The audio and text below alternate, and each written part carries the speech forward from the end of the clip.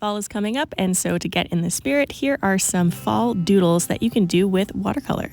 Starting with a pumpkin, I'm mixing some orange, and then I'm drawing basically a bunch of thick C's beside each other, if that makes sense, or even like these sort of egg shapes, and I'm connecting them at the bottom and leaving some white space in between to give the illusion of the sections of a pumpkin. And then I'm drawing a little half moon at the top of the pumpkin and leaving some white space again to show the sections. And because I want to give the illusion of a white candle, I'm first outlining with yellow, but you could outline with a light blue. And then I'm going over with just a little bit of burnt sienna or raw umber, just a brown color to soften out that yellow. And the candle is basically just a square with a half moon circle at the top. Now for the dried foliage or dried pampas grass or whatever you want to create, I'm using a very thin paintbrush. And I start with the main bunch, so the thickest part of the dried flower thing. And then I'm taking that excess paint and just sort of like flicking outwards in long strokes just to get those very small branches.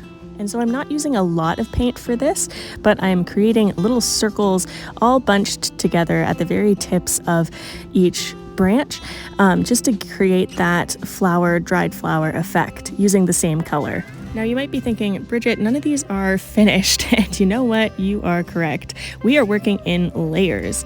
So you wait for that first layer to dry.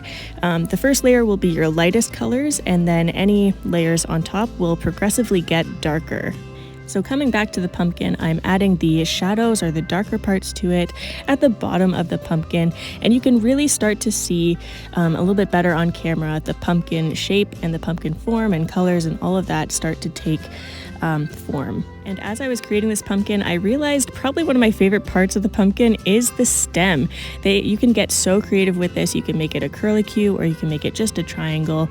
But I like to draw them as a sort of an elongated triangle with a little almost like diamond shape at the top, if that makes sense. You'll see it better at the end of the video. But yeah, I encourage you to get creative with it.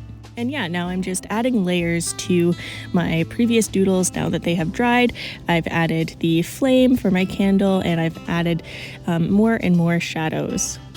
So all I did for the flame was add my yellow in a little rounded triangle teardrop shape, and then added some red along the edge of it. And then I just added little bits of brown along the edge of the candle itself just to give it a little more definition. Now I'm going to show you how to create a bunch of different fall leaves.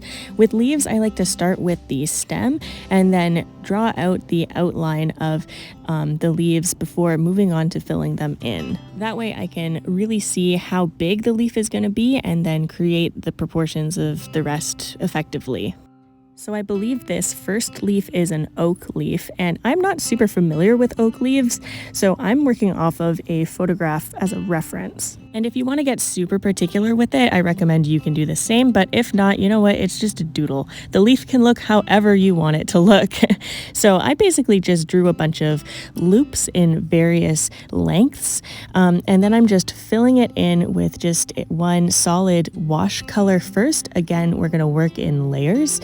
So this is the lightest layer, and it'll all be the same, and then we're going to go in with the darker parts a little bit later, once this first layer is dry. Now I am using a small brush to do this, to fill this in, but you can use a bigger brush if you want to cover more ground faster. Now I am absolutely going to butcher the name of this next leaf. It's a gingko leaf. I think gingko is how you say it, not jinko, right?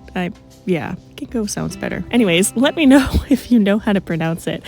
So I'm starting off with just a light sort of lime, a light yellow color, and I'm just creating that nice fan shape that gingko leaves are.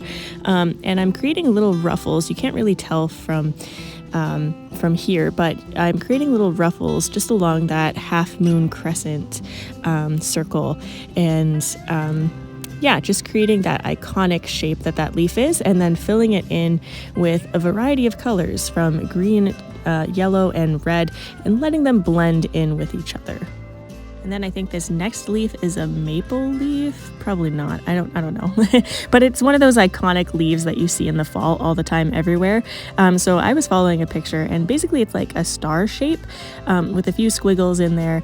And then I'm just filling it in with a nice red wash and then adding some brown to it afterwards. So you can also experiment with whether or not you want to draw the stem first or the leaf part first. I find that it's easier to start with whichever part I guess is longer or like bigger, and that way it will better define how big your leaf becomes. So while this red color is still wet, I'm adding some burnt sienna, some of that brown right into it so then it can bleed and blend together and it will look a lot more natural. And a quick tip when it comes to drawing the stems of leaves, if you look pretty closely, you'll see that the stem part at the very bottom is just a little bit wider. So keep that in mind as you draw your leaf stem, and that way it will look a lot more realistic. So once my candle is dry, I'm taking a black pen and I am just drawing the candle jar around it. I'm leaving just a small sliver of white space between the candle and the line of the jar to give the illusion that it is sitting in glass. And at the top of the glass jar, I have drawn a squished circle, and I paid attention not to cross both lines over the flame, but to have one of them look like it's going behind the flame. And I did the same for the pampas grass jar, and now I'm just going over and adding details to all of my leaves and the pumpkin. And finally, I'm just going to do some quick lettering for fall, just a nice little fall saying sweater weather, because it's almost sweater weather. And I feel like the classic question is to ask, what is your favorite season? But let's be real, the best season is fall. Remember to like, comment, and subscribe.